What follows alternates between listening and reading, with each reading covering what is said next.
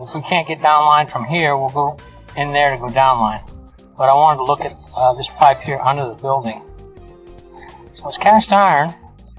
At this point, it looks in fair condition. Oh, it looks like something with PVC there. And what we'll do, let's run this out as far as we can, and then we'll run some water and see if we can clean that lens. And there's the connection to the cast iron. The connection looks good. Look how nice and smooth it is. Now we're in cast iron pipe.